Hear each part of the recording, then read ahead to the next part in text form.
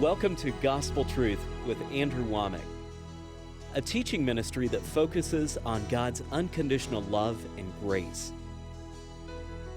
And now, here's Andrew. Welcome to our Tuesday's broadcast of the Gospel Truth. Today I am continuing a series that I started over 2 weeks ago talking about how to stay positive in a negative world. And I tell you what, we've definitely got a negative world, and sadly, we don't have enough positive people in it.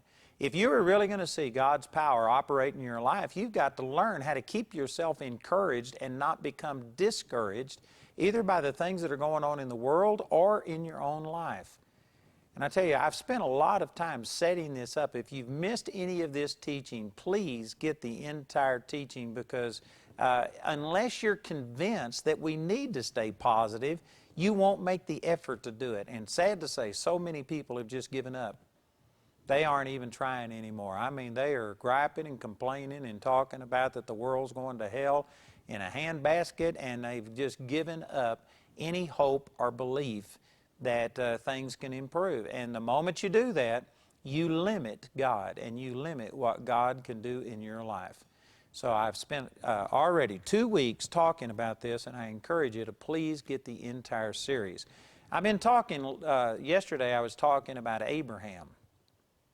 And I was sharing how Abraham and Sarah were delayed in seeing God's will come to pass in their life for at least 100 years.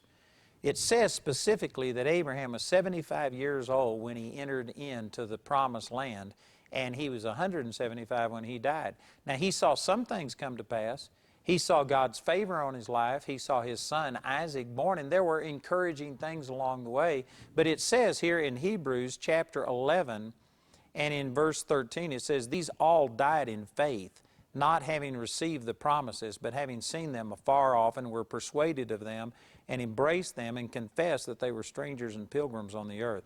And so it says specifically that he did not see the total fulfillment of everything God had promised him. And a verse in Proverbs chapter 13, verse 12 says, "Hope deferred makes the heart sick, but when the desire cometh, it is a tree of life." And so the Word of God says that if your hope doesn't come to pass in a timely fashion, then it makes your heart sick. And I've certainly experienced this. I know that every one of you have experienced this. How do you maintain your faith when what you're believing for isn't coming to pass, doesn't look like it's coming to pass?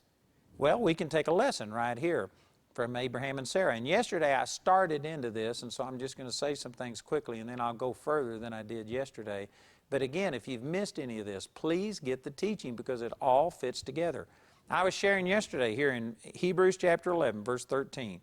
It says, "These all died in faith," specifically talking about Abraham and Sarah, "having not received the promises," and now they got promises from God. It's talking about they just didn't see the fulfillment of all of these promises, but they had promises to stand on, "but they having seen them afar off." And yesterday I was talking about this, that Abraham and Sarah never did see the complete fulfillment of God's promises, but they saw them. How can you see something that you can't see? Well, the answer to that is you see it with your heart. It says over in 2 Corinthians chapter 4, verse 18, "While we look not at the things which are seen, but at the things which are not seen. For the things which are seen are temporary, but the things which are not seen are eternal." And so anything that you can see with your eye is temporary. It's subject to change. But things that you can't see are eternal. And this is talking about spiritual truths, spiritual things. And Paul here is saying that we are looking at things that cannot be seen. You know, to many, many people today, these words are just lost on them because they're so carnal. And by carnal, I'm saying that they are so controlled by what they see, taste, hear, smell, and feel, their five senses, that they can't see with their heart. There's a lot of people today that they are just totally dominated by their five senses, and they just can't see anything by faith. But Paul said that he saw things that he couldn't see with his natural eyes. And the things that you can't see are more real, more reality than the things that you can see. That just goes against our complete culture today, who is so focused and fixated on just carnal, natural things. But that's what Paul said. And then over here in Hebrews chapter 11, I don't know if Paul wrote Hebrews. I don't know that anybody knows. But the writer of Hebrews was talking about Abraham and said that he saw things that he never saw with his eyes. He saw them far off. He saw them in the future. And I was sharing how you have to see things on the inside. You have to, instead of just letting the news and the media and all of the bad things that are being said about our world, and instead of letting the doctor and what they say paint a picture of you dying or being invalid the rest of your life, instead of what your mate says or your children say or somebody at work says critical of you, instead of letting those things paint a picture on the inside of you, you need to take the promises and see them afar off and see God's Word coming to pass in your life. You know, I've used this illustration many times, but the current building that we're in the process of building a new facility for our Bible school up at the sanctuary in Woodland Park. But 8 years ago, we moved into this facility. As a matter of fact, it was just about this time, it was November of 2004, we moved into this facility, and before we moved into it, there were no guarantees it was ever going to get done. The Lord had told me to do it debt-free, and I committed to doing that, and in the natural, I sat down and figured up at the way we had been saving money and had been able to get money put aside above our normal operating expense, it would have taken me over 100 years to finish out this building debt-free. And yet we did it in 14 months. It was a miracle, and we did it debt-free. $3.2 million renovation, debt-free in 14 months. It was a praise the Lord. And here are some of the things that I did. Just like what Abraham, he couldn't see it with his physical eye, but he saw it through his heart. He saw the promises of God far off. And these are some of the things that I did. We actually had the builder contractor put down tape on the floor where every wall was supposed to be. And then where there was going to be a door, we would have him angle the duct tape out, so that I could tell it was a door. And I would spend hours walking this place. The inside of this present building that we have is 110,000 square feet. And it was about a half of a mile walk around the outside perimeter when this was nothing but just a shell. We bought it as a warehouse. But I would walk around, and instead of just stepping over this tape, I would see these walls here. I saw every door. I would go and imagine myself opening a door. And Jamie, we were talking about this the other day, and she remembers how that she would be walking through here with me, and she'd step over some tape. And I said, "Now you walk through a wall. No, come over here and go through the door." And in a way, I was role-playing or make-believing, some people would say. But you know what I was doing? I was helping my imagination. I walked through this building, and hundreds, thousands of times. I saw this building built, debt-free. I saw it. And you can do things like this. You can focus. You can make yourself focus on the promises of God and see you healed instead of sick. See you prosperous instead of poor. See you succeeding instead of failing. You can see yourself being an extrovert instead of an introvert. I made this point on our program yesterday. I'm not going to belabor it, but I'm not talking about you just choosing anything you want. You have to take the promises first. You have to make sure that the things you are imagining and seeing are based on the Word of God. But this is what Abraham and Sarah did. This is how they kept from being overwhelmed and having their heart made sick because of the things around them not lining up with their vision. First of all, you have to receive the promises, and then you see them afar off. This is not talking about with your physical eyes, but you see it with your heart. And then the next thing, it says, and were persuaded of them. I could literally take days teaching on this one thing. But you've got to persuade yourself.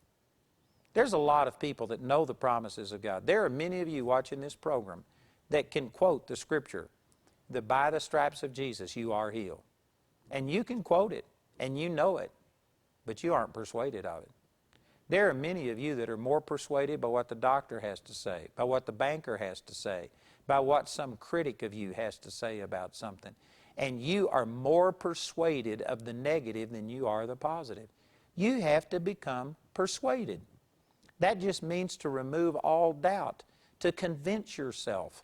And you've got to do things to convince yourself. And as we go on and talk about this, some of these other things in this list will help you to do it. But you have to convince yourself. You can't just wait on somebody else. You know, some of you have heard me talk about things, and you know that I'm persuaded and that I believe this. But what I believe isn't going to change you unless you are persuaded.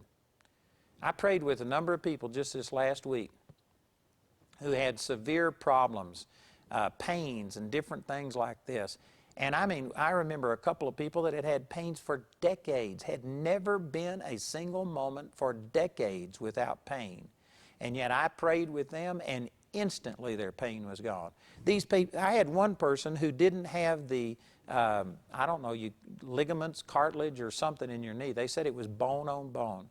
And they had severe pain. And I mean, they were just hobbling around and barely able to get around.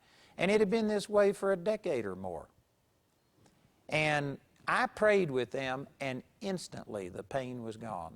And they were able to move, and there was no pain. And you know what I told them? I said, now the devil and this pain left you because the devil knows I believe. I'm persuaded in what I'm praying. But I said, he's not sure if you totally believe it. And so he can come back and he can give you a pain, but that pain doesn't mean that you weren't healed. But rather, it's just like Satan knocking on the door, seeing if you'll open up and let him in. And I said, if you respond, if a pain ever hits you again and you respond by saying, oh no, I wasn't healed, or oh no, I've lost it and I've got the pain back, if that's the way you respond, you just threw the door open and you let the devil come in.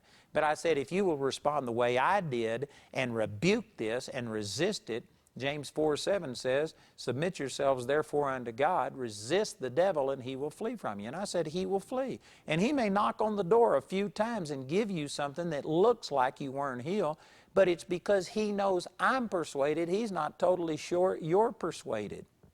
And see, this is what I'm talking about here. Abraham and Sarah, they had promises from God. They never saw the total fulfillment of those, but they saw them afar off, through their heart. They saw them. And they were persuaded that it was going to come to pass. They had removed all doubt. They believed God. And this is what you've got to do. You've got to get promises. You've got to go to the Word of God and find out scriptures that deal with the negative things in your life or the negative things in our society. And you find these promises, and then you see them. You meditate on it until you see it. I can't tell you how important that is. Most people just read the Bible and don't engage their imagination. You've got to see the Word of God coming to pass. When you read about Jesus raising Lazarus from the dead, don't just read it, see it. Read it until you see it. Read it until you see Mary and Martha and their grief, and you see these things. You know, again, I know that there's a lot of people that they don't think this way, and they don't use their imagination in any constructive way. They only use it in a negative way. Some of you may say, well, I'm just not that kind of person. Oh, you are too. Everybody's got an imagination. And I can guarantee you, you can see things. You just see the negative instead of the positive. But there's a lot of people that read the Bible and they don't use their imagination. I remember when I was a kid reading about David fighting Goliath, and I read a couple of commentaries. Most people believe Goliath was about 9'6", some all the way up to 12 or 13 foot. But I actually went out to a tree and I marked on that tree. I put a mark where 9'6" was, and then I bent down some because most commentaries believe that people at those days, were 5 foot would have been tall. And so I bent down some and I looked up, and you know what I was doing? I was imagining these things, and it helps me. I've got revelation about David fighting Goliath that some of you don't, because you just read the Bible as a book and you don't use your imagination. I was on a tour to Israel, and we were in a bus, and it was a really hot day, and we stopped in the valley of Elah, the very place where David fought Goliath. And the tour guide said, here's where the battle took place. Does anybody want to get out? And I mean, there's nothing there. And there's just a little, they call it a stream in the Bible, but it's really dry. It didn't have any water in it. And nobody else wanted to get out. But I told that driver, I said, you just stop, I want to get out. And I walked out, and I stood in that place. And with my imagination, I imagined all of the Philistines on the mountain, all of the Israelites there. I went down to the brook, and I got 5 smooth stones, just like David did. And some people think, why do you do that? Because it helps me imagine.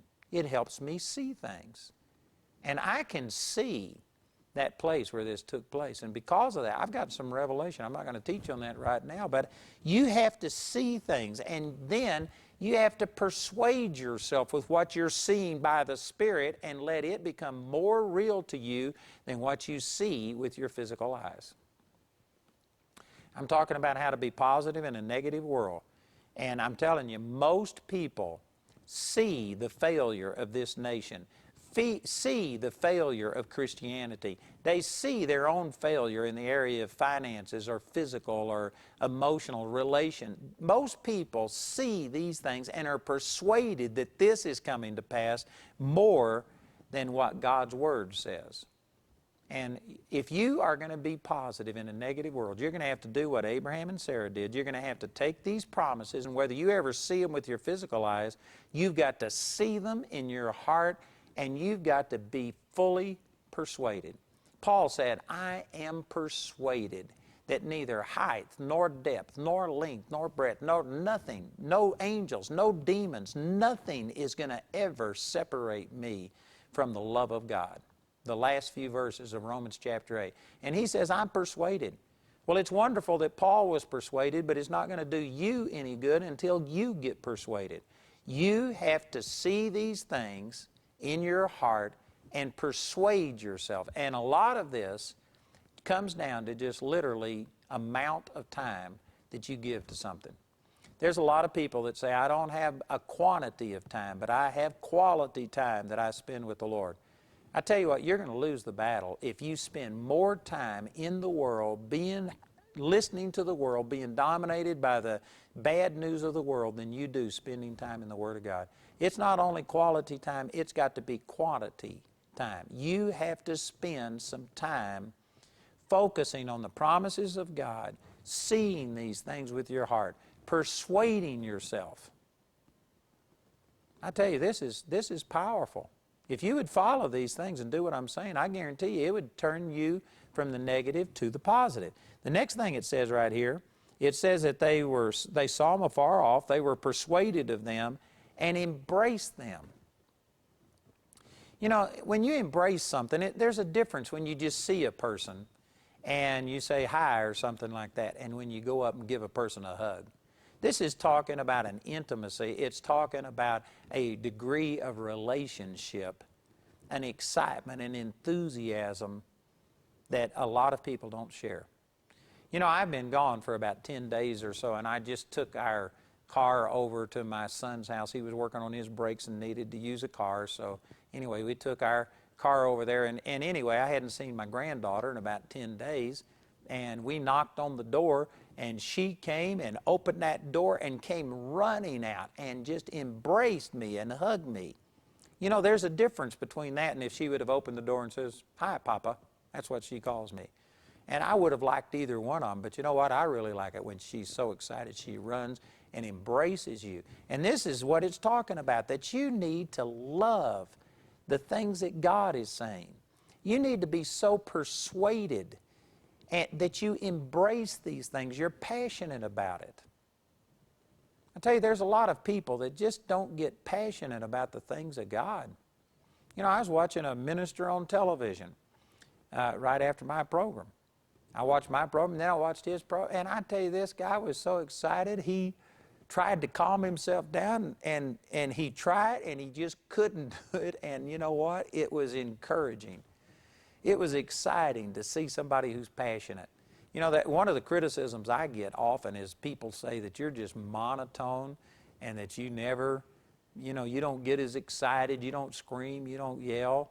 And I admit I'm not as demonstrative, as most people, and maybe I should change, I don't know, but I'm just saying that I'm telling you, whether I show it or not, I am passionate. Man, I am passionate about the things of God. I have embraced the things of God. They are more important to me than anything else. And I constantly keep God's Word and God's promises and the vision of what God is telling me in front of me. And I am passionate about it. I get excited. I have to tell people when I'm excited because I don't show it a lot on the outside. But you've got to embrace the things of God. So notice, you've got to have these promises. Even if you aren't seeing them at the moment fulfilled, you've got to have a promise from God. Then you've got to see it in your heart. And then you have to persuade yourself. You have to be fully persuaded. You have to embrace it. There needs to be some passion, some excitement, some zeal in your heart for the things of God. And then the next thing, and it says, they confessed that they were strangers and pilgrims on the earth. And you know, this is something that I could literally spend an hour talking about. I've done it many, many times. But Proverbs chapter 18, verse 21 says, death and life are in the power of your tongue, and they that love it shall eat the fruit thereof. If you are going to stay positive in a negative world, you've got to have promises. You've got to see them in your heart. Use your imagination. You've got to fully persuade yourself. You've got to embrace them, be passionate about it, and then you've got to start speaking God's Word out of your mouth. And in 1 Corinthians chapter 15, I think it's verse 33, it says, be not deceived, evil communications corrupt good manners. And so it's not only your words that have life and death, but every word that you hear is either ministering life or death. So you are going to have to start confessing the Word, and you're going to have to start turning off anything and everything that confesses things contrary to God's Word. If you're going to stay positive in a negative world, you've not only got to use your tongue for constructive things, but you've got to quit letting other people speak death and doubt and negativism. You know, we have a lot of conservative talk shows in the U.S., and I think that there's a place for them because the main media is not presenting the truth. It is absolute propaganda. And so I believe that there's a place for these conservative talk shows, but you know what? They speak a huge amount of negativism. I can't listen to one for 3 hours lest I become negative. I tell you, you've got to control the intake. You've got to expose yourself to this stuff in very limited doses, because not only does your words carry power, but every word that you hear carries power. And I'm out of time today. Man, I've got a lot more to share.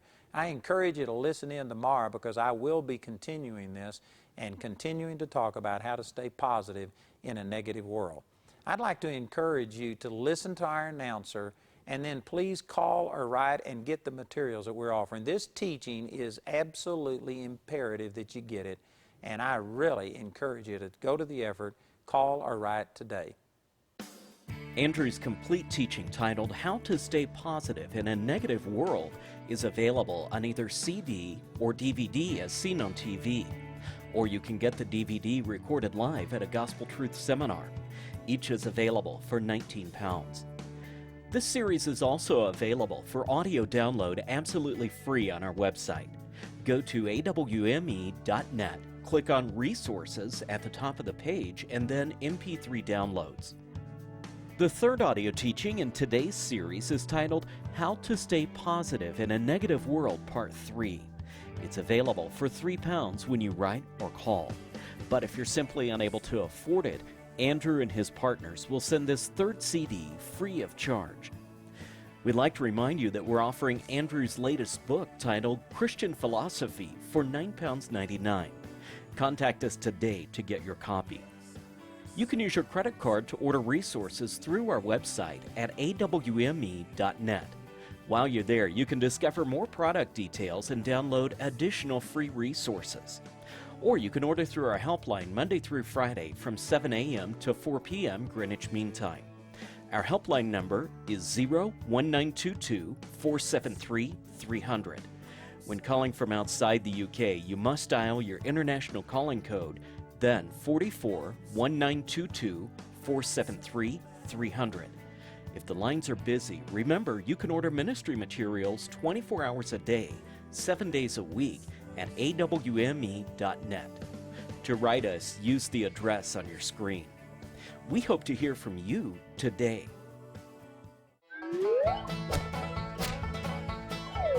Are you going to the men's advance? I'm going. I'm going. I'm going. I'm going. Charis Bible College, Colorado proudly presents our annual Men's Advance in Colorado Springs, January 17th through 19th, 2013. Are you going?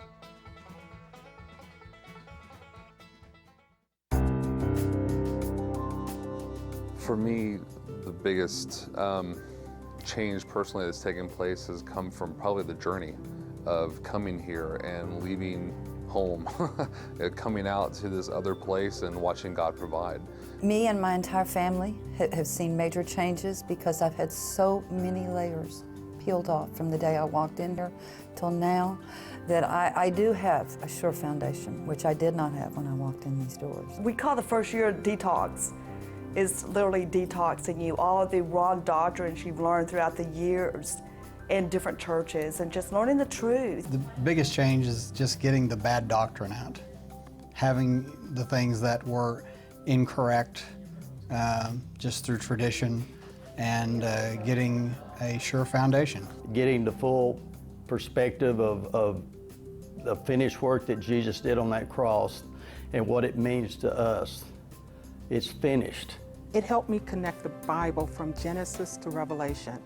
And I go home, my husband says, he'll ask me, well, what did you learn? And there are times I just can't talk.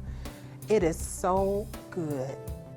The biggest change I've seen in my life since I've started coming to CBC has been just the peace of God. It says that if we keep our minds stayed on Him, He'll keep us in perfect peace. So just from the knowledge of God I've grown in while attending the school, just the peace of God has been multiplied in my life. He brought me here, and he proved His love to me. Making the decision and taking a step of faith and coming to the school and sitting under the Word of God 4 hours a day, 4 days a week has been absolutely amazing. And it's actually brought what I've had, what the Lord planted in my heart years ago, it's brought it to pass, and I have just a greater understanding of it. And I believe that I have a boldness and a surety that I didn't have before coming here, that I'll be able to go out and do and fulfill what God's called me to do on this earth, me and my family.